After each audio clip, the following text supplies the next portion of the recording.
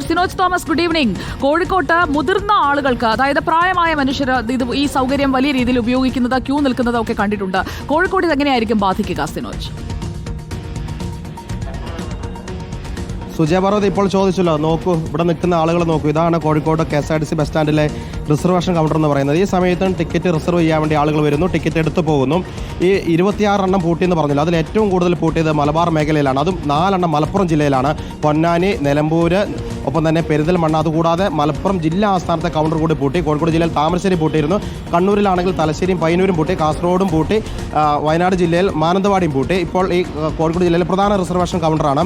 അതായത് ഇവിടെ ഇപ്പോഴും ആളുകൾ വന്ന് ടിക്കറ്റ് എടുത്തുകൊണ്ട് പോകുന്നു.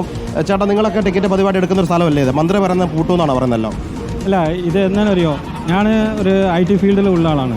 ഞാൻ ശരിക്കും തമിഴ്നാടാണ്, കല്യാണം കഴിച്ചിട്ട് ഇവിടെ രാമനാട്ടുകര ഇവിടെ സെറ്റിലായതാണ്. ഞാൻ നാട്ടിലേക്ക് പോകാൻ വേണ്ടി സ്ഥിരം KSRTC ആണ വണ്ടിയാണ് ഞാൻ ചൂസ് ചെയ്യാറുണ്ട്. സേഫാണ് ഉള്ള വണ്ടിയാണ്. അപ്പോൾ ഞാൻ ഓൺലൈനിൽ KSRTC കുട്ടൊക്കെ നമ്മളെ ഇതിലുണ്ട്, ഓൺലൈനിൽ തന്നെ ചെയ്യാറുണ്ട്. അപ്പോൾ ഒരു സീറ്റ് ബുക്ക് ചെയ്തിട്ട് നമ്മൾ ചെയ്യുമ്പോൾ ഓട്ടോമാറ്റിക്കായിട്ട് നമുക്ക് ഉള്ളിലേക്ക് ഓൺലൈനിൽ പേയ്മെൻറ്റിലൊക്കെ വരും.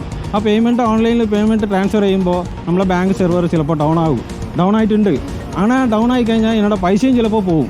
പിന്നെ വീണ്ടും ഞാൻ എവിടെ പൈസ പോകും? ഓൺലൈനിൽ ട്രാൻസാക്ഷൻ ചെയ്യാൻ പറ്റില്ല. എനിക്ക് ഞാനൊക്കെ ലോയർ മിഡിൽ ക്ലാസ് കേട്ടോ, പൈസ ഒന്നും ഓൺലൈനിൽ അത്രയും സൂക്ഷിച്ച് വെക്കാറില്ല. ക്യാഷാണ് കയ്യിൽ. അപ്പോൾ ക്യാഷ് കയ്യിലെന്തെങ്കിലും നേരെ ഞാൻ ഇവിടെ വരണം. എനിക്ക് ഓൺലൈനിൽ എല്ലാ ടിക്കറ്റും കിട്ടുകയാണെങ്കിൽ, അതേപോലെ ഓൺലൈനിൽ പോയി മാത്രം ടിക്കറ്റ് കിട്ടും. ഇവിടെ വന്നിട്ട് നേരിട്ട് പോയി ബസ്സിൽ കയറണമല്ലോ. ഇവിടെ വന്നിട്ട് ടിക്കറ്റ് ഇവിടെ കൗണ്ടർ പൂട്ടാണെങ്കിൽ അത് ഭയങ്കര മോശമാണ്, മോശമാണ്. മാനുവൽ. അതായത് സിനോജ്, ഇപ്പോൾ അവർ പറയുന്നതിൽ ഒരു കാര്യം കൂടിയുണ്ട്. അതായത് മലപ്പുറത്തെ മാത്രം ഉദാഹരണം നമ്മൾ എടുക്കുകയാണെങ്കിൽ സിനോജ്, പാസ് ഉപയോഗിച്ചുള്ള റിസർവേഷനുകൾക്കടക്കം കിലോമീറ്ററുകൾ അകലെ കോഴിക്കോട് അല്ലെങ്കിൽ പാലക്കാട് അല്ലെങ്കിൽ തൃശൂർ ആശ്രയിക്കേണ്ടി വരും. ഇപ്പോൾ ഈ കേന്ദ്രങ്ങൾ പൂട്ടുന്ന ഡിപ്പോകളിൽ online reservation website online KSRTC.com അല്ലെങ്കിൽ മൊബൈൽ ആപ്പ് എൻ്റെ KSRTC നിയോ OPRS ഇതിൽ വിവരങ്ങൾ പ്രദർശിപ്പിക്കാനൊക്കെ നിർദ്ദേശിച്ചിട്ടുണ്ട്. പക്ഷേ ഇതൊന്നും അറിയാതെ ഈ കേന്ദ്രങ്ങളിലേക്ക് വരുമ്പോൾ അത് പൂട്ടിക്കിടക്കുന്നത്, പ്രത്യേകിച്ച് ചെലവുകളൊന്നും ഇല്ലാതെ പ്രവർത്തിച്ചുകൊണ്ടിരുന്ന ഒരു സംവിധാനമല്ലേ സിനോജ്?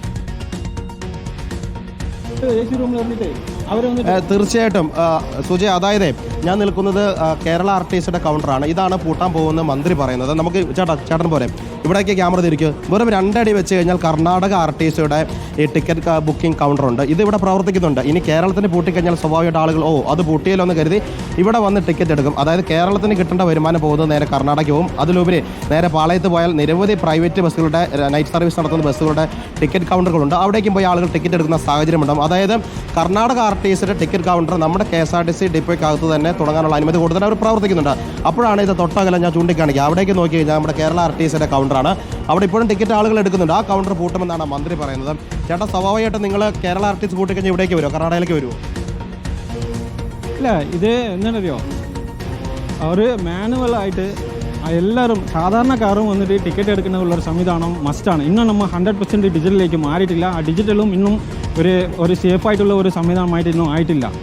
അപ്പോൾ നമുക്ക് ഒരാൾ ഇപ്പോൾ നമുക്കൊരു സാമ്പത്തിക ഫിനാൻഷ്യലി ഒരു മെച്ചപ്പെടുത്തണമെന്ന് വേണ്ടി ഒരു അധികാരികളോട് പറയുമ്പോൾ അതിക്ക് ഇങ്ങനെയുള്ള ഒരു ഐഡിയ പറഞ്ഞു കഴിഞ്ഞാൽ അത് സാധാരണക്കാരെ ഭയങ്കരമായിട്ട് സാധാരണക്കാർക്ക് മാനുവലായുള്ളത് കൂടി നിലനിർത്തണമെന്നാണ് അദ്ദേഹം പറയുന്നത്. Thank you Sinoj.